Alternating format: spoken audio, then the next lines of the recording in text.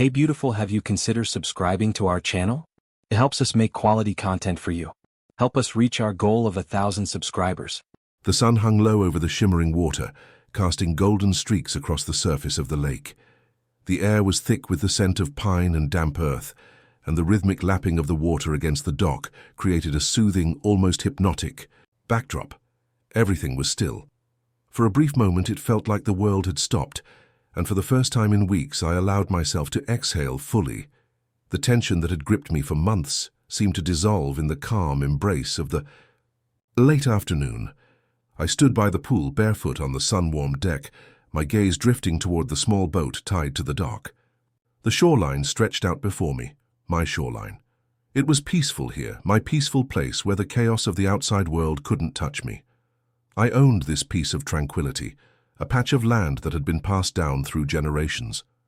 It was mine, as solid and undeniable as the ground beneath my feet. But peace doesn't always last, does it? I barely noticed the woman approaching until she was nearly at the edge of the dock, her high heels clicking sharply against the wooden planks. The sound was intrusive, sharp, and unnerving against the soft symphony of nature around me. I turned, my head to see her, tall, immaculate, and exuding an air of self-importance. She wore a wide-brimmed hat and a stiff, too-perfect smile that instantly set me on edge. I knew her. Karen, as the neighborhood had taken to calling her, a force of entitlement wrapped in designer clothes. She was the type who believed the world existed to serve her, and she had made it her mission to make everyone else aware of that fact. She didn't even bother with a greeting. "You're trespassing," she said, as if it were an obvious fact, her voice laced with condescension. I blinked, momentarily confused, trying to process her words. I opened my mouth to speak, but she cut me off before I could respond. "This property is under HOA jurisdiction," she continued, folding her arms as if she had already won. "You're in violation of the community guidelines." The words hung in, the air like an accusation, a challenge. I stood there for a moment, trying to make sense of what she was saying. The HOA had no jurisdiction over my land. It was my land, my shoreline, my dock, my pool.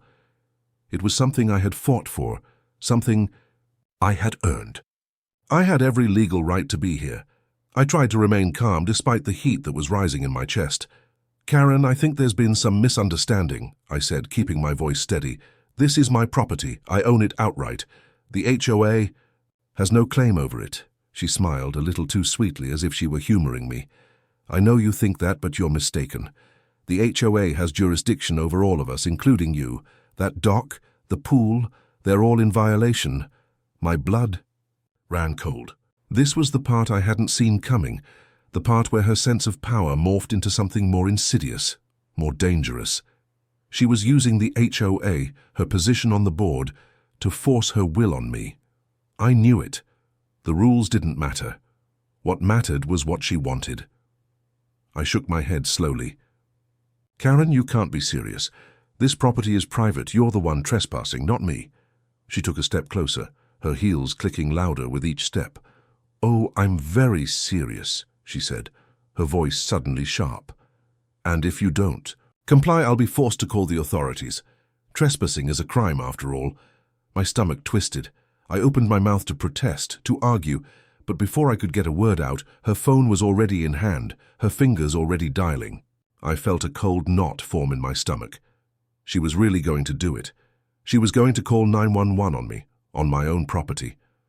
I knew this wasn't just a petty dispute anymore. This wasn't about rules or bylaws. This was about control, about flexing muscles that didn't belong to her. This was a power play, and Karen had made it clear. She was willing to go to any lengths to make me bend. I took a step back, the cool breeze brushing against my skin as I realized just how dire the situation had become. "Karen, don't do this," I said, my voice strained with the sudden weight of frustration. "You're making a huge mistake." Her eyes gleamed with satisfaction, and she didn't even look up from her phone as she pressed the call button. "You should have thought of that before you decided to break the rules," she said, her words dripping with smugness. "This will go much easier for you if you just cooperate." The phone rang in my ear, the sound muffled and distant, but the reality of it hit me like a cold slap. 911. I couldn't believe this was happening. I had been caught in the crossfire of a neighborhood dispute that shouldn't have even been a dispute. But the more I tried to reason with her, the more entrenched she became in her position. It was as if she relished this moment, this false sense of power that made her feel superior. She was enjoying the control she had over me, the knowledge that I had no choice but to comply. The operator picked up on the other end of the line, and Karen began speaking, her words sharp and practiced.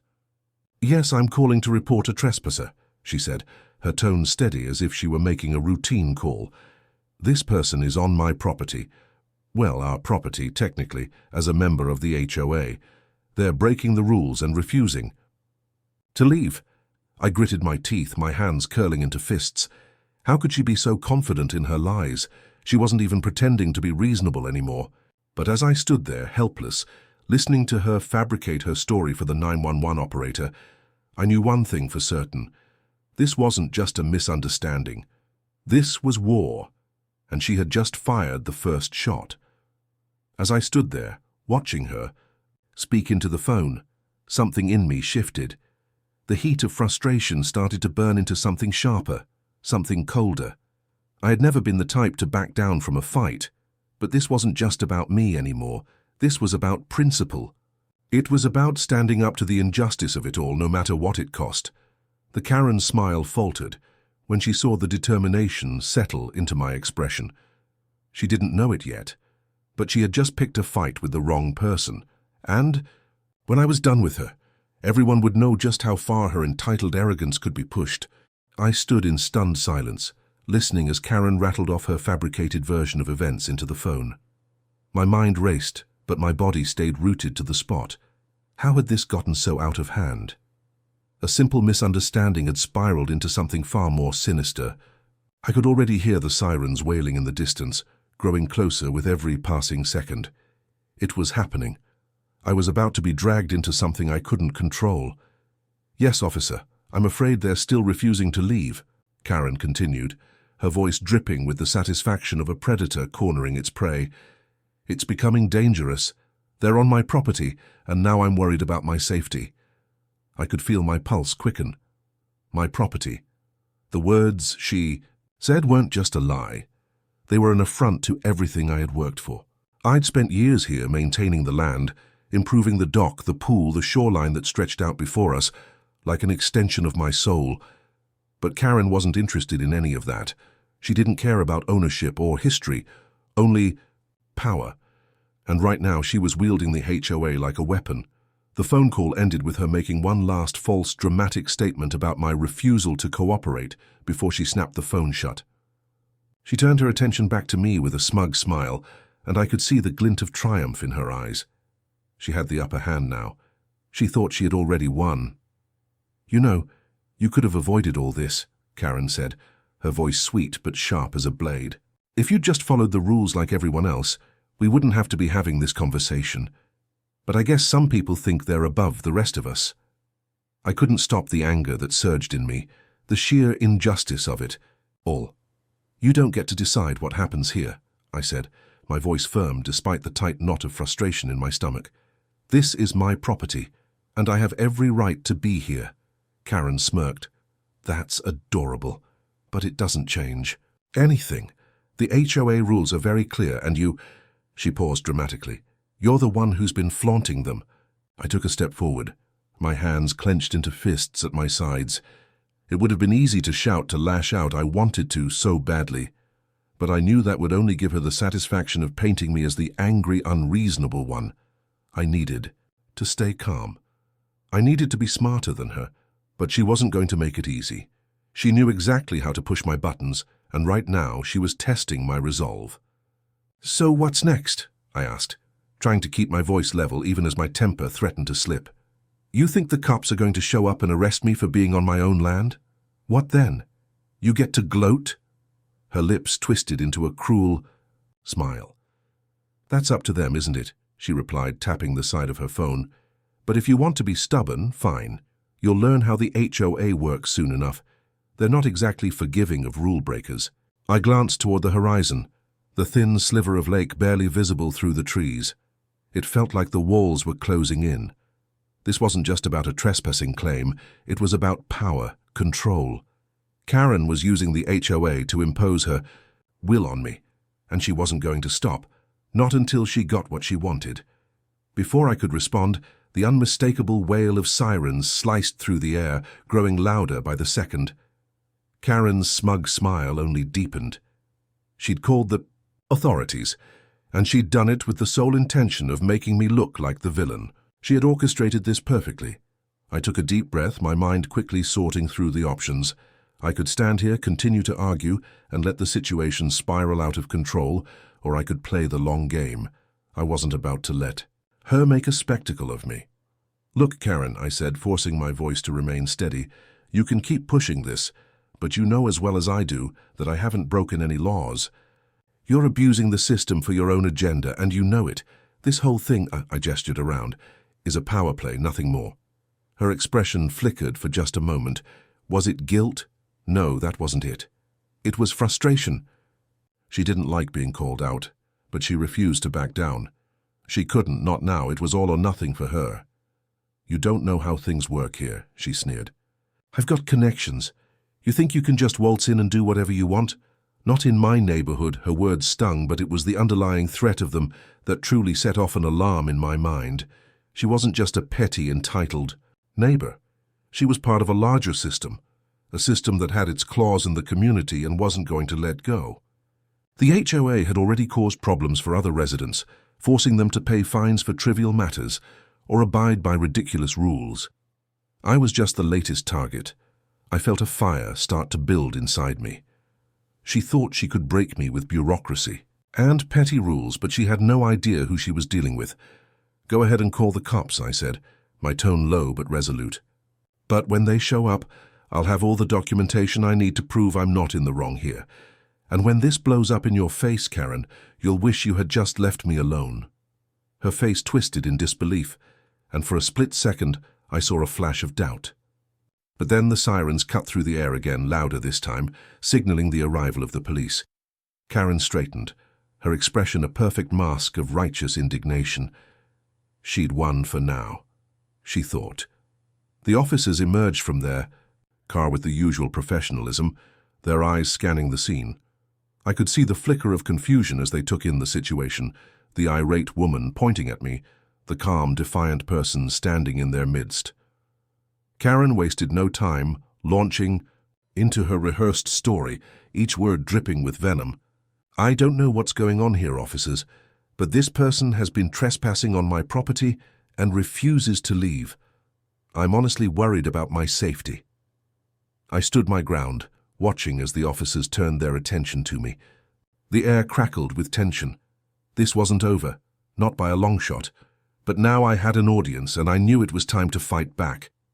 The officers stood between Karen and me, the tension in the air thick enough to suffocate. Their eyes flicked back and forth between us, trying to piece together the conflicting narratives.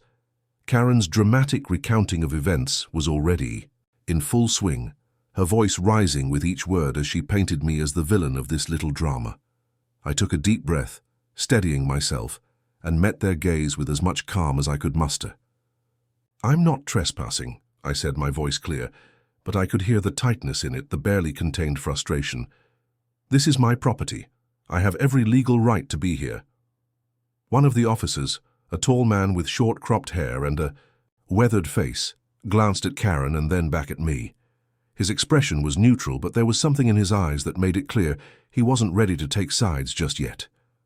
"Ma'am," he said to Karen, his voice authoritative but not dismissive, "so you're claiming this person is trespassing, but we need to verify that." Karen's eyes widened, her moment of victory slipping through her fingers. She was prepared to play the victim, but the officer wasn't immediately buying into it. I could see her posture stiffen, the mask of composure cracking just slightly. "I told you, officer, this person is on my property," she said, her voice taking on a sharper edge. "I'm not the one who's wrong here."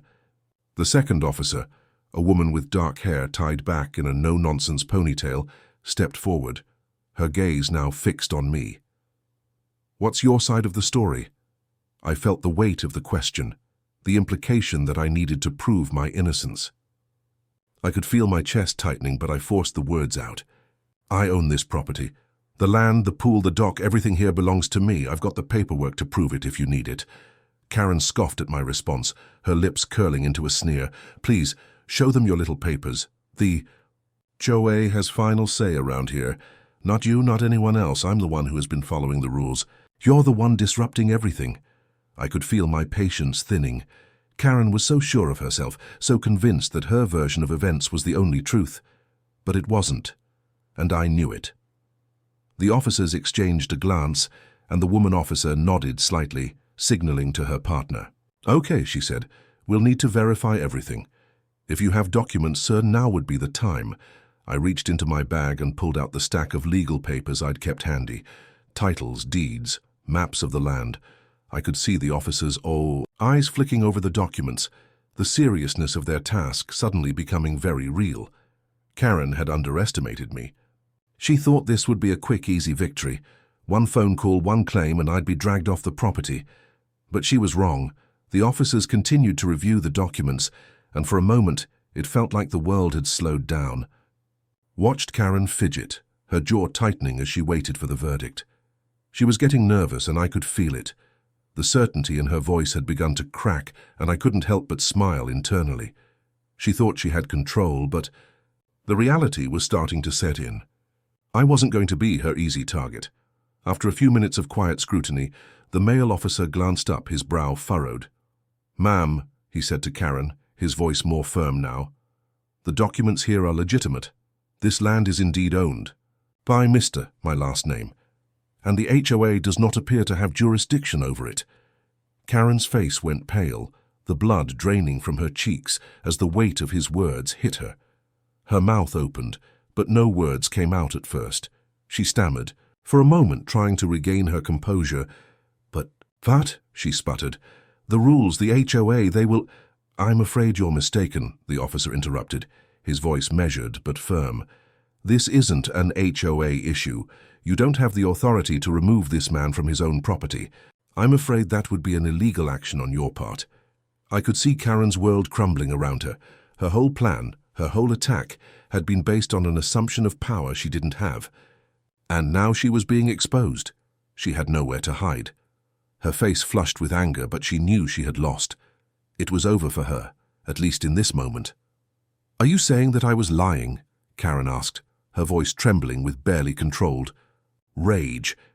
"Are you really going to let him get away with this?" The officers didn't answer her. They didn't need to. Their silence was its own response. I looked at Karen, my heart pounding with the rush of vindication. "You're the one who's been lying, Karen," I said, my voice cold now cutting through her fury. "And you're the one who's been wasting everyone's time with your games."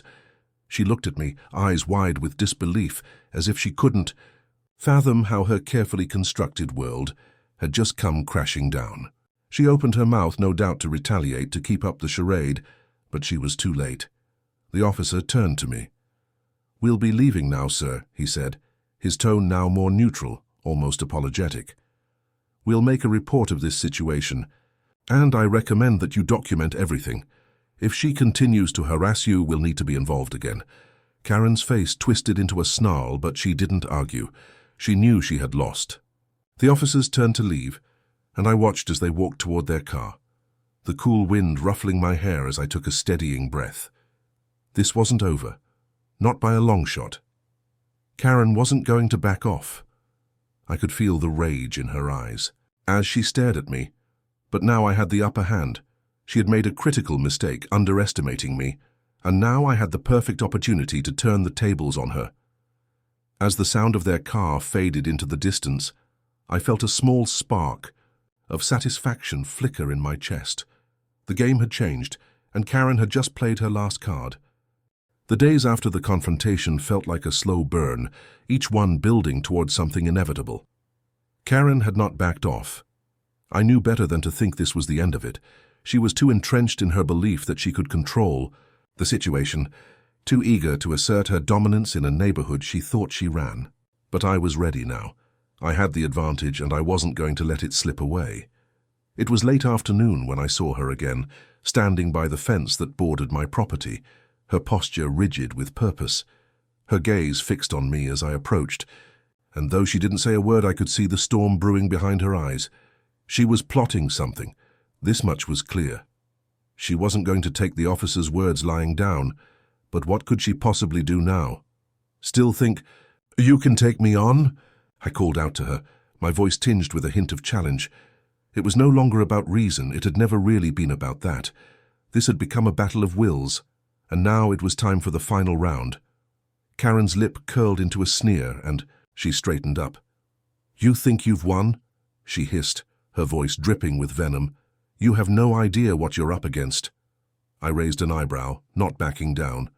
"Then tell me, Karen, what are you going to do now? You've got no grounds to stand on. The HOA can't help you anymore." Her eyes narrowed. "The HOA doesn't need to do anything. People like you, people who think they can just bulldoze their way through life, they don't last long here. You're not the first person who's tried to challenge me." I almost laughed. "Is that supposed to intimidate me? Because it's not working." Her expression shifted, a flicker of uncertainty crossing her face before it was quickly masked. "You'll see," she muttered. "I'll make sure everyone knows what you really are." I didn't have time for more of her petty threats. The moment I turned away, I knew she was planning something underhanded. Karen wasn't going to just let me be. But I was done playing defense. This was my property, my life, and it was time for her to understand that. The next day, I found my phone buzzing with notifications. At first, I didn't think much of it. But when I checked, I saw it was a post circulating around the neighborhood's private Facebook group. It was a picture of my house, taken from a distance but still clearly my property. The caption was a twisted, manipulative story. "Beware of the dangerous, untrustworthy neighbor who thinks the rules don't apply to them." The post went on to detail how I was allegedly harassing Karen, claiming I had been disrupting the peaceful environment of the community with loud noises and inappropriate behavior. I felt the blood rush to my head, my hands trembling as I scrolled through the comments. People were buying into it. Some were sympathetic, others angry, but all of them were now turning their backs on me, questioning my character. This was Karen's plan, to poison the well, to make everyone think I was the problem. She'd turned the whole community against me in one fell swoop, but Karen had made one fatal mistake. She'd underestimated the power of my voice. I took a deep breath, then opened the app and began typing. Every word was deliberate, every sentence calculated. "To everyone in the neighborhood," I started, "I am the owner of the property in question. I have been harassed and slandered by a neighbor who has sought to manipulate the HOA and local authorities for their own personal gain. The information being spread is not only false but deliberately misleading." I didn't stop there. I attached pictures of the official documents proving my ownership. I included copies of the police report from the previous incident, the one where Karen's claims were dismissed as baseless. I even included a screenshot of the email I had received from the HOA, acknowledging that Karen's claims were without merit. Then I hit send. The post went live within minutes, and the reaction was immediate. The comments flooded in, at first with skepticism, then with disbelief. People started tagging Karen's post, pointing out the inconsistencies in her story. The backlash against her was swift and brutal. One by one, the neighbors started retracting their support for her, some even publicly apologizing to me for ever doubting my side of the story. Karen's carefully built image was crumbling before her eyes, and there was nothing she could do to stop it. It didn't take long for the police to call me again, this time in response to a complaint Karen had filed, alleging that I was harassing her online. But this time the officers were different. They were calm, respectful, even sympathetic. "We've seen the posts," the officer said, his tone more understanding than before. "It seems you were in the right all along. If she continues, let us know. We'll take further action." The relief that washed over me was almost overwhelming. It felt like the last pieces of the puzzle had clicked into place. Karen's manipulation, her games with the system, they were falling apart. The truth was on my side now, and I wasn't going to let her twist it anymore. By the time the next HOA meeting rolled around, Karen was nowhere to be found. I showed up, prepared to present my case, one final decisive blow. When it was my turn, I walked up to the front of the room, feeling the weight of every eye on me. I wasn't just defending my property anymore. I was standing up for every person Karen had tried to control, for everyone who had fallen victim to her lies. I looked directly at the board members, my voice strong and clear. This is my home. I've followed every rule, every guideline. I've been subjected to harassment and false accusations, and I've had enough. I demand respect, and I demand that the board take action against the individual who has been causing these problems. The room was silent. The tension hung thick in the air. But as I spoke, I could see the shift in the room. People were listening, really listening. Karen's influence was gone. Her reign of terror was over. The board made their decisions swiftly. Karen was suspended from participating in any HOA matters, her complaints deemed baseless. The victory was mine, and I felt the weight of it settle in my chest. As I walked out of the meeting, I took a moment to breathe, to savor the taste of justice finally served. The sun was setting, casting long shadows over the property I had fought so hard to protect. Karen had lost, and I had won, not just the battle but my peace. The quiet, hard-earned peace that was rightfully mine.